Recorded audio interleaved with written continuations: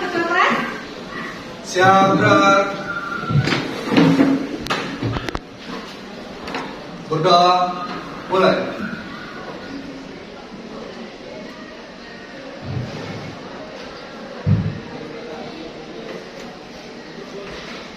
Berdoa selesai. Beri salam kepada Ibu Guru. Assalamualaikum warahmatullahi wabarakatuh. Nah, sebelum kita belajar, kita lihat dulu di sekitar tempat duduk kita apakah ada sampah. Pada saat pelajaran yang terlalu, Ananda itu semua sudah mempelajari tentang apa?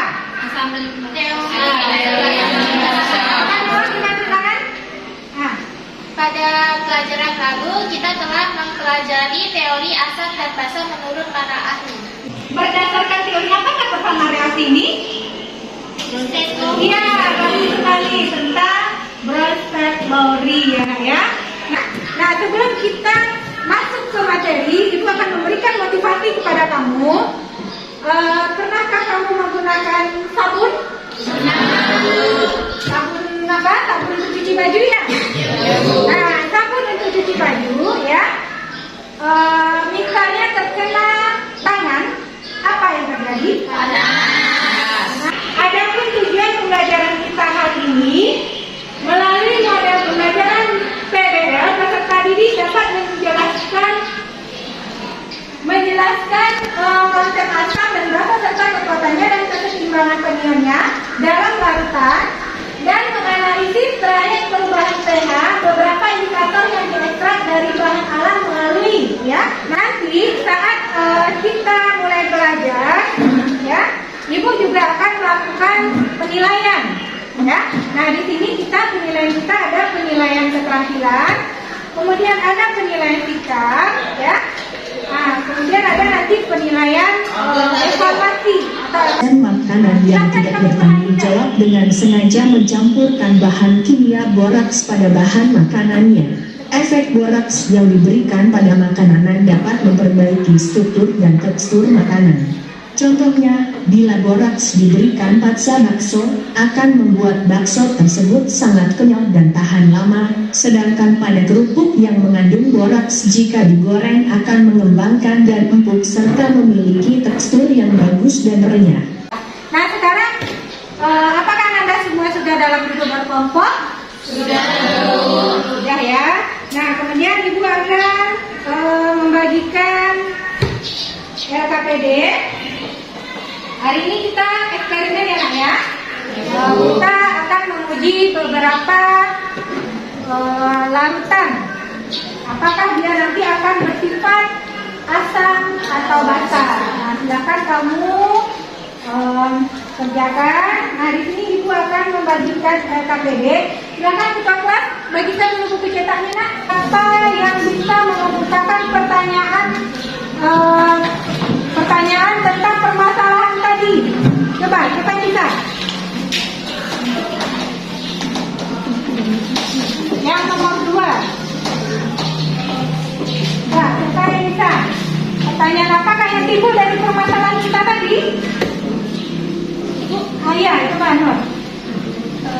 Pertanyaan yang timbul di benak kelompok saya setelah dari pertanyaan tentang bakso boraks tadi antara lain bagaimana cara mengetahui apakah bakso tersebut mengandung boraks atau tidak? Ada pertanyaan? Tidak tahu. Yakin? Yakin. Oke, dah silakan. Ada yang mau dituduh, silakan dituduh. Yuk kita kerja, bagi-bagi kerjanya ya.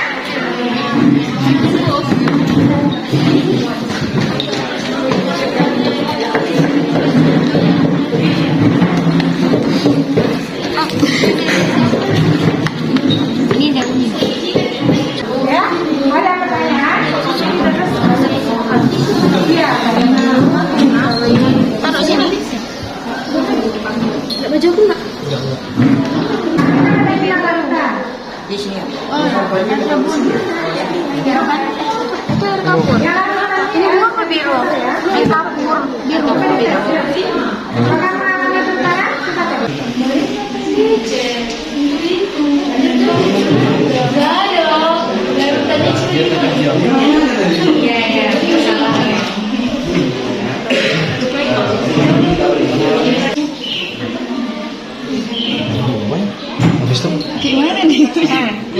sama yang kotak tadi. Yang kotak tadi. Ini paling bawah yang berubah nih. Hijaunya kok dikit nih? Nomor 2. Coba Berapa? Iya, dua. 3. Dua nggak sih? Enggak sih. Oh iya, tiga. Tiga. Yang hijaunya kan tiga. Jadi dia kurang dari 7 itu kan 7. Iya, ya. Oh, di sini aja. Itu apa? Jeruk bu, cuci dulu. Kita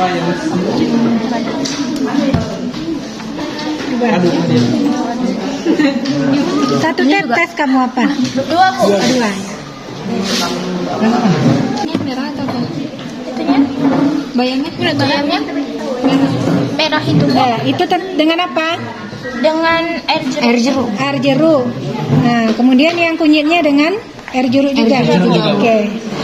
Catat warna perubahan warnanya ya. Apa nih? Merah. Ya, merah bata nih. Merah bata bu. Bisa betadin gitu ya? Betadin.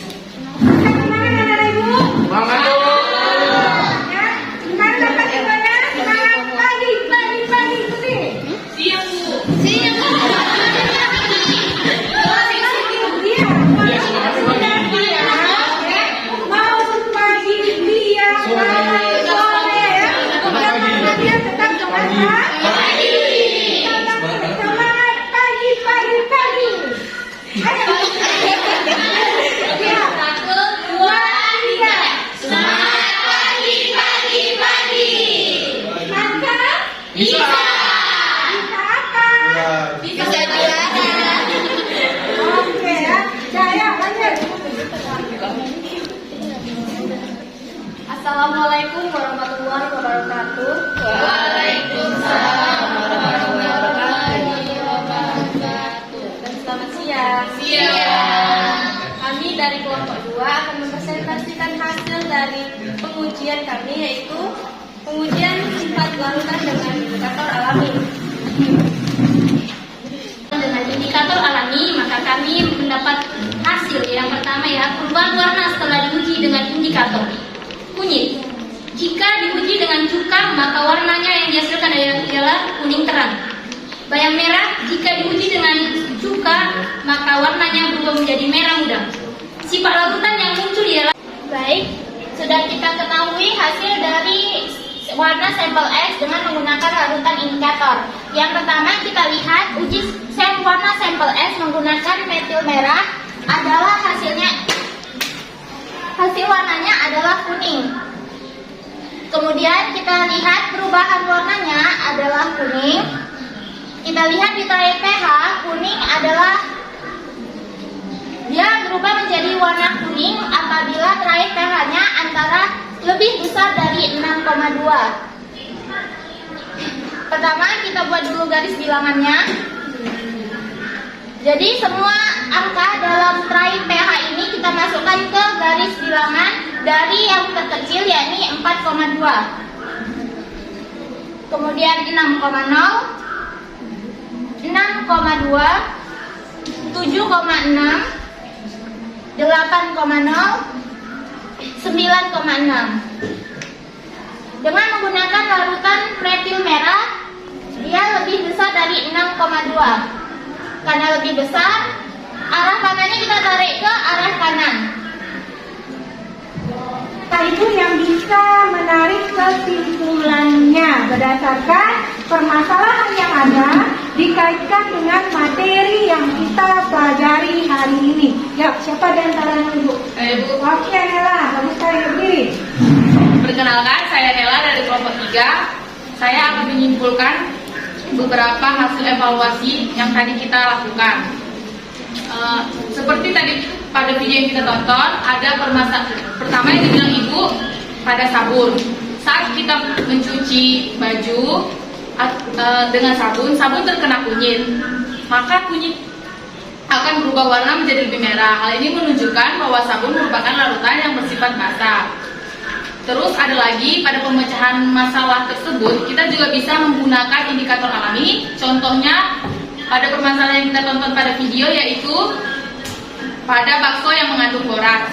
Untuk mengidentifikasi boraks yang terkandung dalam bakso, kita dapat menggunakan kunyit dengan cara ambil tusuk gigi, rendam pada kunyit selama 3 jam, kemudian tusukkan tusuk gigi pada bakso selama beberapa menit, maka warna kunyit pada tusuk gigi akan berubah warna menjadi lebih merah. Hal ini menunjukkan bahwa boraks bersifat basah. Dapat kita simpulkan bahwa indikator kunyit dapat mendeteksi boraks pada bakso. Itu akan memberikan kekuatan, ya. Nah, indikator itu kan ada indikator alami, ya. Sudah kita pelajari indikator alami itu berasal dari pelajaran kita. Indikator alami hanya bisa menyebabkan zat bersifat asam atau basa. Nah, itu contohnya bunga apa? Kembang sepatu, ya, bunga telang, kemudian bayam, kunyit, dan sebagainya. Apa yang bisa kamu rangkum dari pembelajaran kita hari ini? Siapa yang bisa? Ayo. Rangkumannya. Dari kegiatan kita pada hari ini, setelah melakukan praktikum yang menyenangkan, kita jadi dapat kesimpulan kalau untuk mengidentifikasi suatu zat itu adalah asam atau basa, kita bisa tanpa mencicipinya. Karena asam dan basa itu kan zatnya cukup berbahaya. Kita dapat menggunakan indikator alami seperti yang telah dijelaskan oleh Zikra, dapat menggunakan kembang sepatu, dapat menggunakan kunyit, atau dapat menggunakan indikator alami. Setelah kamu penampilan, ya, Ibu ingin memberikan penghargaan kepada kelompok yang luar biasa hari ini.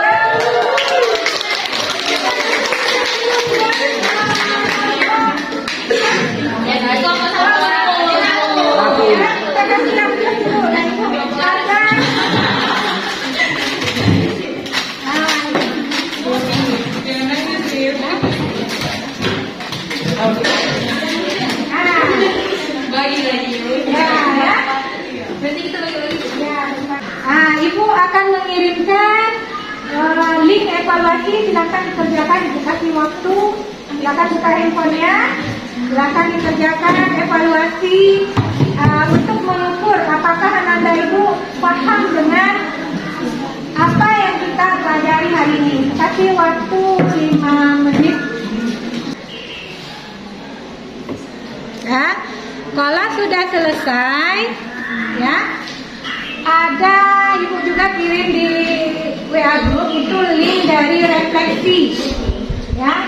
Nah, silakan diisi refleksi kita hari ini. Ingat ya, untuk pertemuan berikutnya kita masuk ke menentukan trayek TH, ya. Kita coba praktikum lagi pada saat pertemuan berikutnya. Silakan ketua kelas. Siapa berdoa mulai.